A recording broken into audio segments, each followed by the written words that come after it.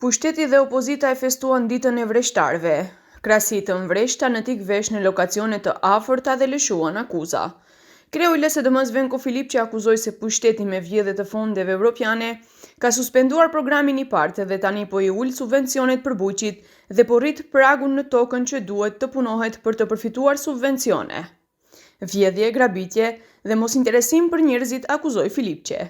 Кога ги фатија од Европа како крадат европски пари, го суспендира ИПАРД програмот, сега владата ја намалува и програмата за субвенции во земјоделството во целост, од 140 на 100 милиони евра. Дополнително, уште неколку трикови од страна на владата. Се зголемува прагот на земја која што треба да се обработува за да се стигне и воопшто до субвенциите, имено од 0,2 хектари, сега е 0,5.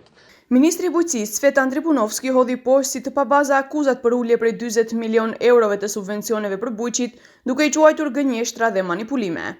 Ai tha se nuk ka ulje të subvencioneve, por mbështetja rritet për bujqit e vërtet. Она што е новина можеби во програмата за 2026 година, имаме една јасна распределба, а тоа е дека приоритет ќе добијат вистинските земјоделци, оние кои што екзистираат во земјоделство, затоа што изминатите години се воочени така наречени ловци на субвенции кои што не обработуваат земјоделска површина, а сакаат да бидат корисници на субвенции. Во новата програма минималната површина се предвидува да биде 0,5 хектари за да бидеме корисници на земјоделските субвенции, односно оваа програма која што ја воведовме. Зошто е тоа направено? Затоа што сакаме овој сектор уште толку да го зголемиме за да имаме уште поголема продукција на вински сорти.